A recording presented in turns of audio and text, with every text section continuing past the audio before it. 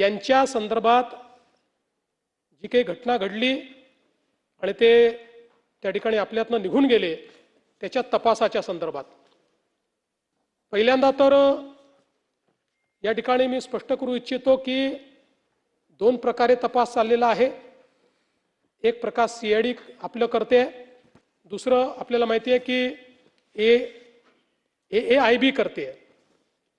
एक मुद्दा या ठिकाणी आला की आपण सीबीआयला लिहिलं होतं, मग सीबीआयने इन्क्वायरी का घेतली नाही।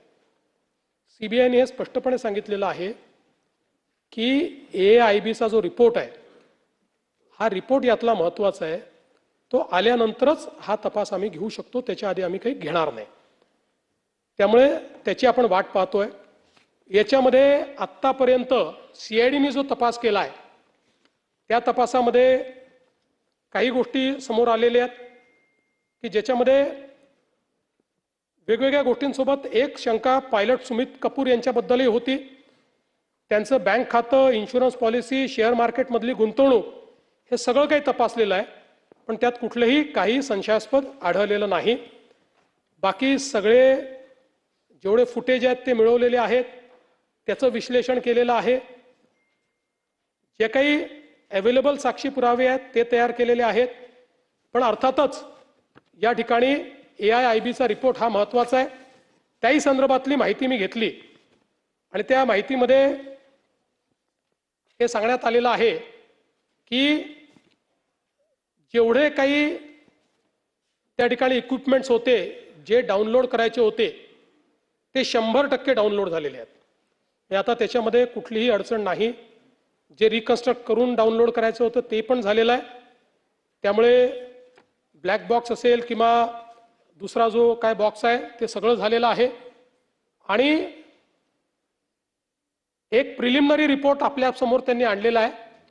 मी आज केंद्र सरकारशी देखील चर्चा केली आणि केंद्र सरकारला आणि मंत्रालयाला आणि माननीय मंत्री महोदयांना मी विचारलं की साधारण हा सगळा रिपोर्ट किती दिवसात अपेक्षित आहे।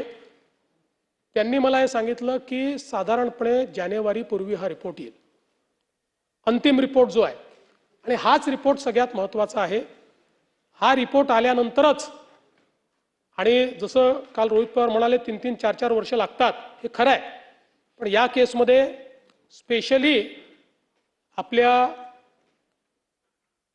केंद्र सरकारने विनंती केली आहे, कारण परदेशातले सगळे तज्ज्ञ याच्यात घेतलेले आहेत, अमेरिकेतली एजन्सी आपण याच्यामध्ये घेतलेली आहे, आणि म्हणून त्यांना विनंती केली आहे आणि त्या सगळ्यांनी ते मान्य केलं आहे। आणि म्हणून आपण म्हणजे दुर्दैवाने असं म्हणू नये, पण दादांची जी काही पुण्यतिथी येईल त्याच्या अगोदर हा रिपोर्ट यावा अशा प्रकारचा प्रयत्न, आणि तो रिपोर्ट येईल। आणि हा रिपोर्ट आल्यानंतर मग सीबीआय असेल किंवा सीआयडी पण असेल, आता सीआयडी पण त्याच्यावरच अडकलेलं आहे, कारण वर काय घडलं हे या रिपोर्टशिवाय समजूच शकत नाही। ते धागेदोरे याच्यातच मिळणार आहेत।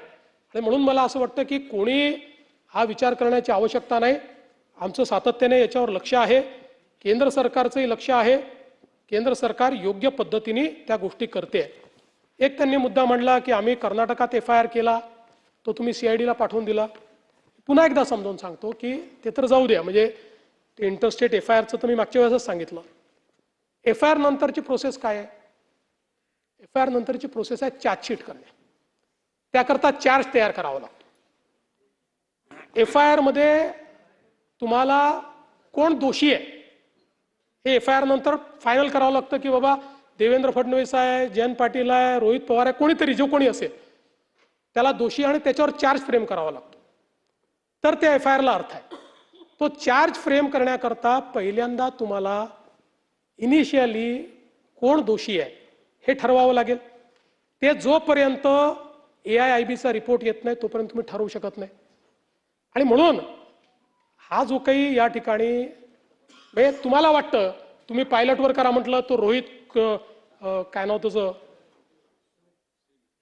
तो कंपनीचा मालक त्याच्यावर करा म्हटलं, तुम्हाला त्याच्याकरता ही प्रिलिमिनरी इन्क्वायरी लागेल ना। आणि प्रिलिमिनरी जो काही आता जो पहिला रिपोर्ट आला त्याच्या आधारावर करता येतं का? नाही करता येत। त्यामुळे फायनल रिपोर्ट तुम्हाला यावा लागेल। भावना महत्त्वाचीच आहे, पण शेवटी कायदा भावनेने चालत नाही। उद्याला कोर्टात